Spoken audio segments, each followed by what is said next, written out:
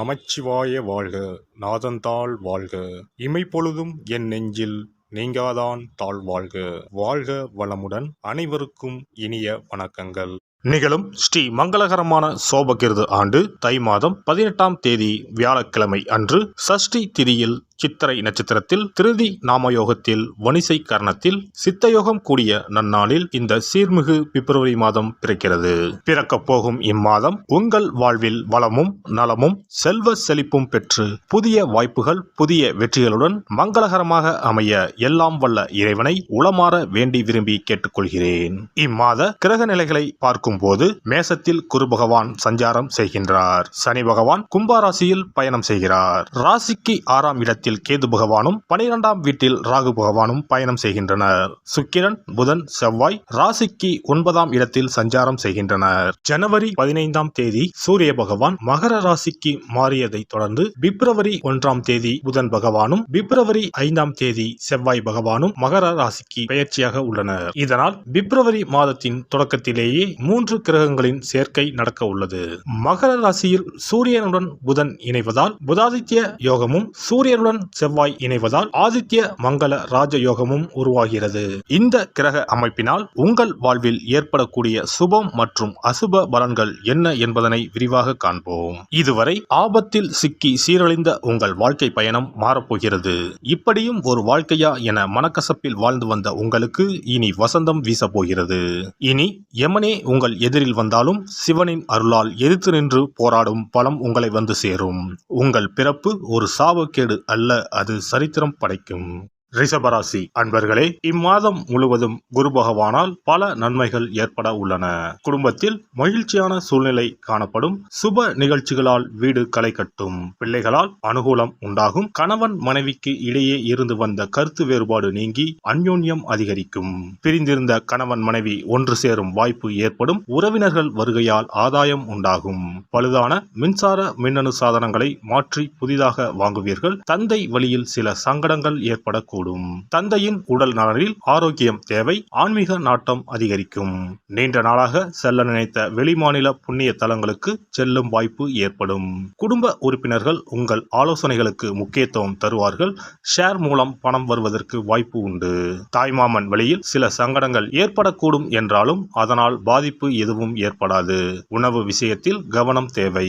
அலுவலகத்தில் மகிழ்ச்சியான சூழ்நிலையே காணப்படும். எதிர்பார்த்த சலுகைகள் கிடைக்கும். நிர்வாகத்தினரின் ஆதரவு கிடைக்கும். உங்கள் ஆலோசனைகள் பாராட்டப்படும்.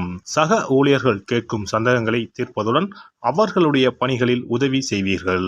தொழில் மற்றும் வியாபாரத்தில் எவ்வளவுக்கு எவ்வளவு உழைக்கிறீர்களோ அவ்வளவுக்கு லாபம் கிடைக்கும். பற்று வரவு சுமூகமாக நடைபெறும். மறைமுக போட்டிகளை முறியடிப்பீர்கள். சக வியாபாரிகளுடன் இணக்கமாக பழகுவது நல்லது. கலைத்துறையை சேர்ந்த அன்பர்களுக்கு மாத முற்பகுதியில் பெரிய நிறுவனங்களில் இருந்து அழைப்பு வரும். அரசாங்கத்தால் கௌரவிக்கப்படுவீர்கள். படப்பிடிப்பு தொடர்பாக வெளி மாநில வெளிநாட்டு பயணம் மேற்கொள்ள நேரிடும்.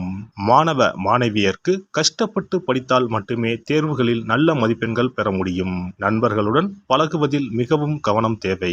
சந்தேகங்களை அவ்வப்போது ஆசிரியர்களிடம் கேட்டு தெரிந்து கொள்வது நல்லது. குடும்பத்தை நிர்வகிக்கும் பெண்களுக்கு சற்று சிரமம் தரும் மாதமாக இருக்கும். ஆனாலும் பெரிய அளவில் பாதிப்பு எதுவும் இருக்காது. அலுவலகத்துக்கு செல்லும் பெண்மணிகளுக்கு அலுவலகத்தில் பணிச்சுமை அதிகரிக்கும்.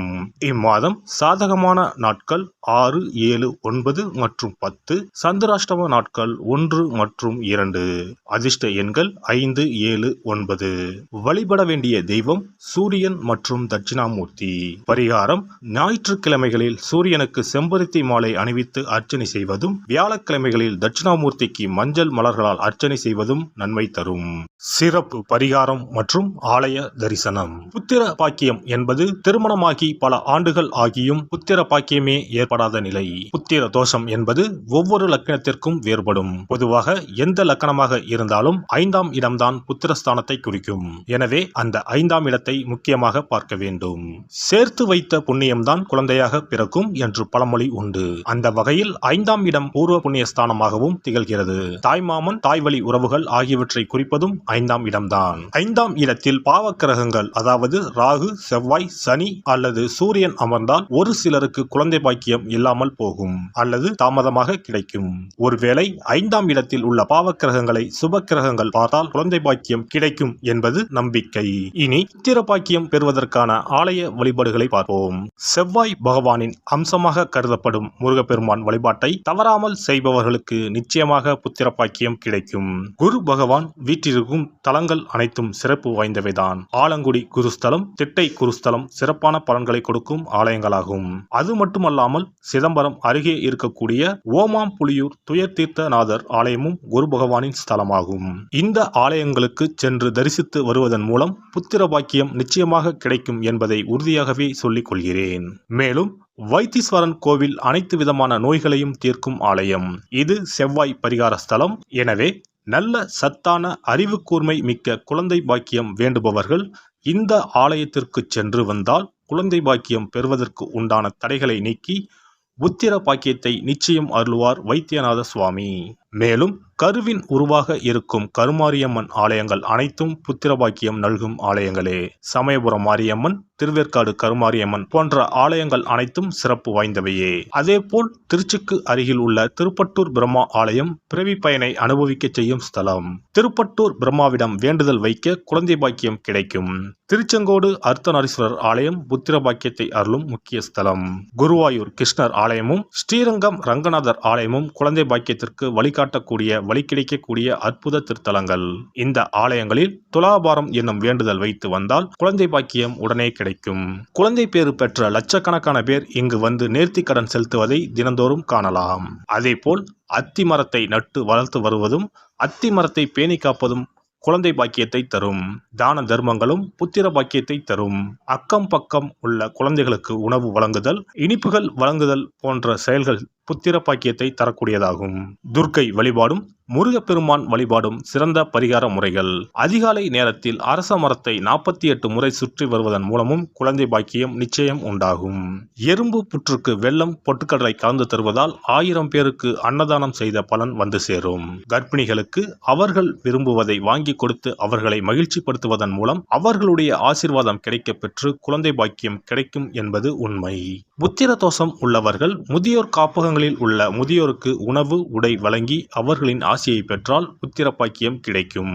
மேற்கண்ட ஆலய பரிகாரங்களை முறையாக செய்து நம்பிக்கையோடு வணங்கி வந்தால் குழந்தை பாக்கியம் நிச்சயம் கிடைக்கும்.